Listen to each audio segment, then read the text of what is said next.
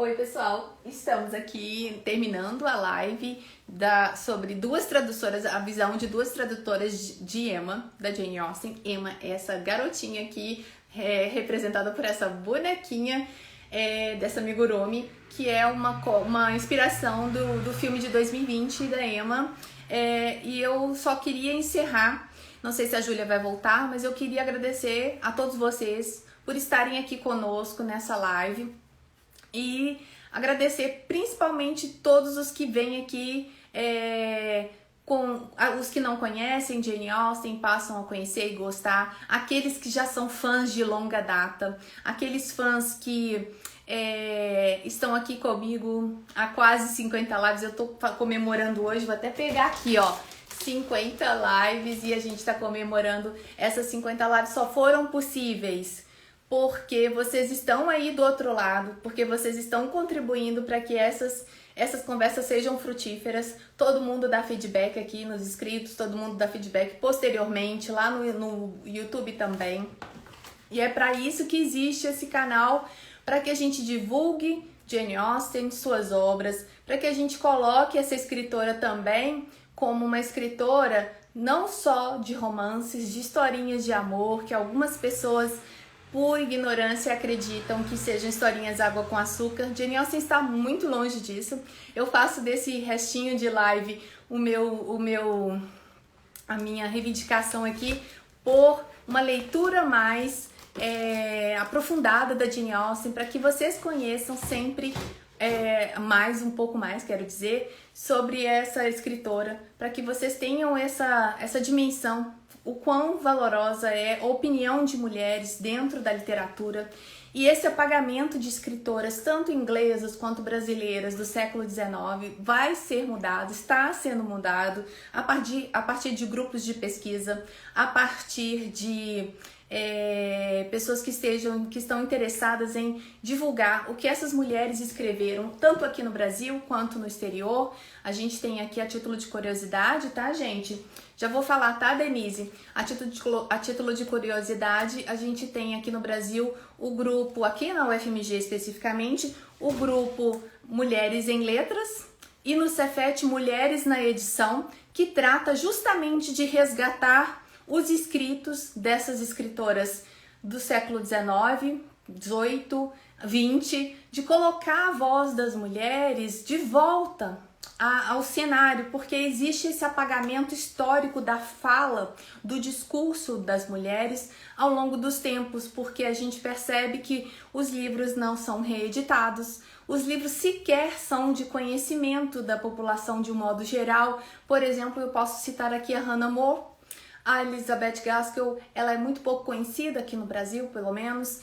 Temos também a Mary Wollstonecraft, que é uma escritora que ficou apagada, e aqui no Brasil ela ficou muito apagada, não se tem conhecimento. Imagina só, minha gente, uma mulher escrevendo em pleno 1792 sobre a reivindicação dos direitos das mulheres. Então, eu espero que vocês sigam as outras redes sociais das Mulheres na Edição, que é o grupo aqui de pesquisa de onde eu trabalho, do Cefet Minas. Mulheres na Edição, o meu que seria um braço desse grupo, tem por interesse pesquisar e divulgar obras de escritoras inglesas que estão na obscuridade e precisam ser lidas, relidas, republicadas, entre outras tantas. Eu convido vocês para olharem aqui no Instagram o IG da Irmãs Brontë Brasil, que faz parte desse grupo de pesquisa, Gaskell Brasil, Hannah More Brasil, tudo com Brasil, e Escritoras Inglesas Brasil, porque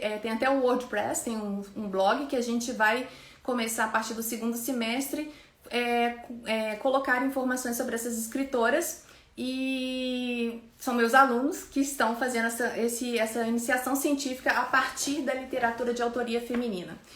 Algumas pessoas perguntaram aqui qual que é a revista. Se chama Jane Austen Regency World. É claro, of course. Of course, this is a issue from 2009. Essa é uma edição de 2009, porque foi do lançamento dessa série da BBC.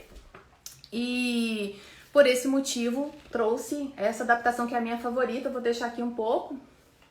A luz está muito forte, mas Quem faz a edição dessa revista e é o proprietário é um amigo meu, que acabou se tornando amigo, obviamente, é o Tim Bullimore, que é só vocês entrarem no Jane Austen Regency World no Google que vocês conseguem o direcionamento para o site da revista. Também tem no Facebook uma página para que vocês possam assinar. É uma assinatura anual, vocês recebem de 2 em 2 meses essa revista com um pequeno problema.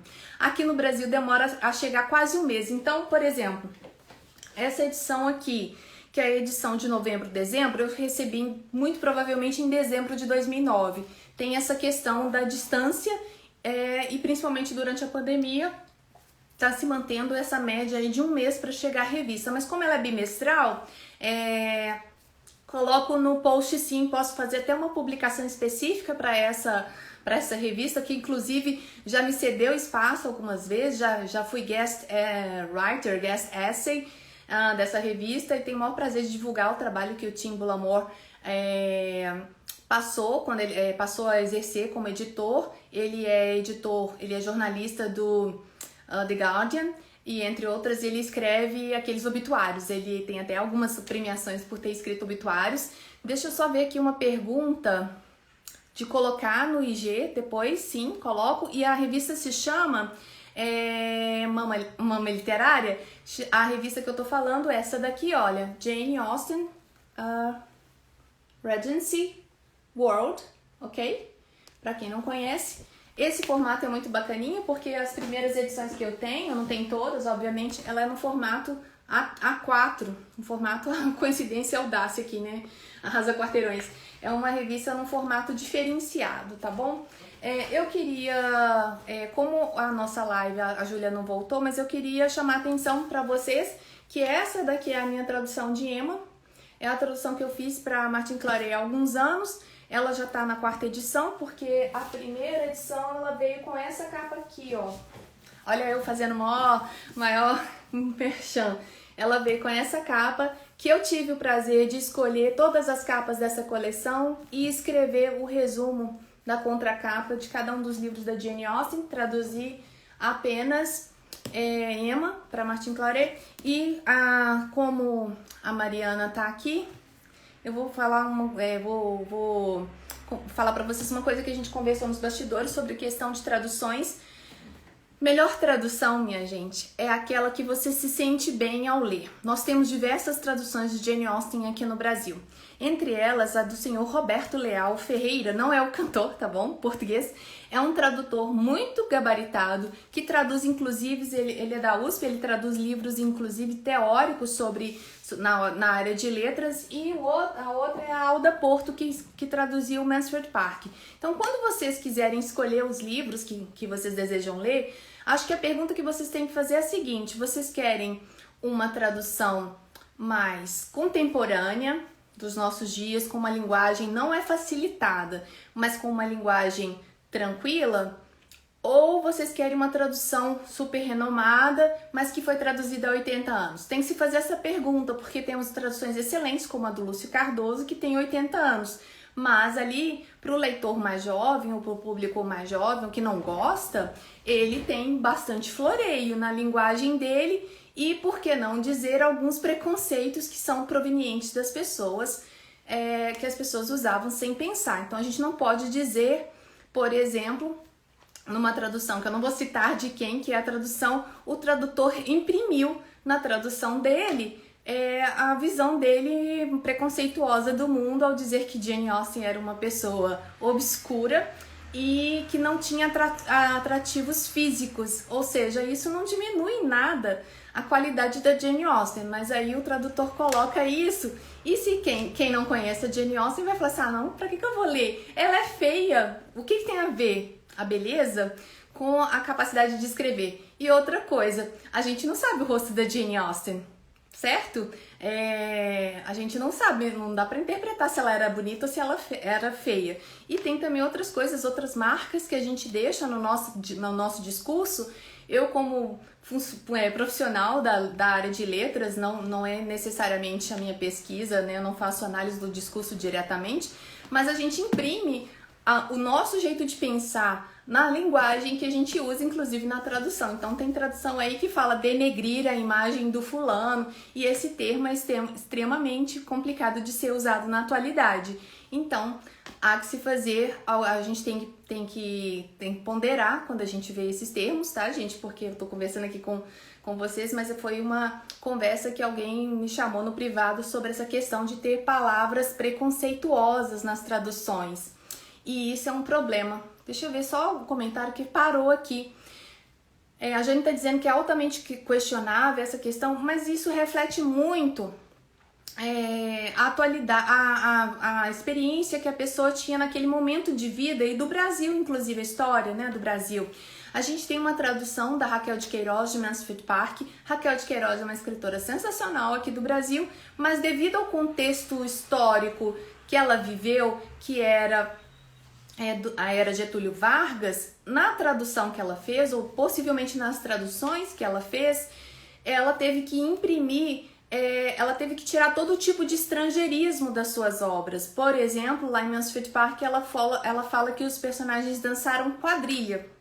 Veja bem, quadrilha para o público comum é a festa de São João e não está relacionada em nada à dança de salão que se chama quadrille, mas ela teve que aportuguesar ao máximo a sua tradução. Então é compreensível cada um desses momentos que esses tradutores viveram, e quem somos nós para colocar o dedo em rixa e falar, olha, tá errado. Então a gente tem que levar em consideração todo o contexto das traduções. Só aqui colher de chá books. As pessoas são loucas, também falam que Leopoldina era feia. Então tem todo um problema, né? Que é a questão da análise que você faz. Jane Austen não tem como a gente justificar se é feia ou se é bonita, porque tem 200 anos que nos separam dessa mulher. O que era bonito naquela época, o que era feio, não condiz hoje com a nossa realidade. Concordam? E outra coisa, o que é bonito para o público brasileiro não é necessariamente para o público inglês. Então, assim, é uma história que a gente vai, dá muito pano para manga. Mas eu queria destacar, de novo aqui mexendo a tradução, que assim como a Júlia Romeu também faz, e acredito que a editora, as editoras que ela trabalha, eles respeitam muito isso, mas é uma coisa que se chama nota de rodapé. Notas de rodapé é vida, gente. Para quem é leitor, nota de rodapé é vida. Então, editoras, mantenham as notas de rodapé, como essa editora aqui, a Martin Claret, ela respeitou as notas de rodapé que eu coloquei, porque elas são explicativas. Ela não é aquele momento assim, que saco, eu vou ter que parar minha leitura para ler a nota de rodapé. Tem coisas que são extremamente importantes para a compreensão, como, por exemplo, essa fala minha aí que eu coloquei, da Augusta Hawkins. Ela tem o mesmo nome do maior mercador de escravos da Inglaterra do século XVI, lá de Bristol. Então percebem as associações que a gente pode... Minha bateria tá acabando. Isso não quer dizer que a Jane Austen estava ali levantando bandeira para a abolição da escravatura, mas a gente também tem que compreender que ela usou elementos, ela deixou rastros ali na sua escrita do que ela sabia e do que ela vivia, certo? Então, citar Bristol, citar Hawkins, que foi um mercador de escravos, e a Augusta, ela vinha de uma família que arrumou dinheiro, sabe de qual tipo de mercadoria que era vendido, é uma indicação que Jane Austen estava atenta ao que estava acontecendo naquela época, né? Deixa-me ver aqui alguns comentários. Nota de rodapé é importante, gente. Nota de rodapé é vida. Essas edições comentadas, como a gente já falou aqui, olha, essas edições comentadas, essa edição é maravilhosa. Quem tiver acesso para comprar, é da Harvard, da Universidade de Harvard. É uma edição que a capa é de tecido, ó, de linho. A contracapa tem um tecido diferenciado aqui, um papel tecido, eu não sei dizer muito bem como é o nome. E tem, vejam só, persuasão em inglês, mas não é apenas persuasão em inglês. Vejam bem, o texto de persuasão com notas explicativas, ou seja, edição anotada. A título de curiosidade, já que vocês estão aí falando das notas de rodapé, eu queria chamar a atenção que eu só tenho, dos 6, eu só tenho 3. Eu tenho esse de persuasão, tenho Northern Abbey, que aqui já não é brilhante, é uma capa mais encerada. Também contracapa de de linho. Aliás, a capa, né, principal de linho, que isso aqui é uma jaqueta que a gente fala. E tem essa edição maravilhosa, que é a Emma, também da Harvard University. E essa edição é uma edição anotada do Barrett Tandon, que eu tive o prazer de conhecer em Washington, 2006. E ele me deu o autógrafo aqui durante o encontro da Jane Austen Society North America. Colheres de Chá Books, Harvard, na verdade está escrito assim, Belknap, Harvard. Vou colocar aqui, veja se você consegue enxergar. Deu pra ver? Só me deem um feedback se vocês conseguem ler. Esses livros eu comprei nos Estados Unidos, mas eles estão aqui na Amazon do Brasil. Alguns estavam até na promoção outro dia. São livros extremamente pesados e, inclusive, Orgulho e Preconceito e Razão e Sensibilidade, eles estão por um preço, como diz na boca mil, da hora da morte, mas são livros que valem a pena por causa desse contexto, dessa contextualização, que é uma edição anotada, faz bastante diferença para a gente conhecer o contexto histórico de uma obra.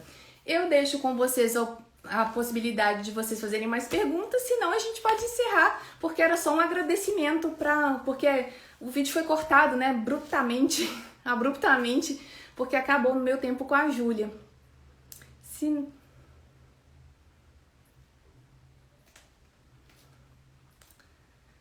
Tânia Franco, eu perdi sua fala, deixa eu ver, porque eu não consegui ler tudo sozinha, né, eu tô sozinha.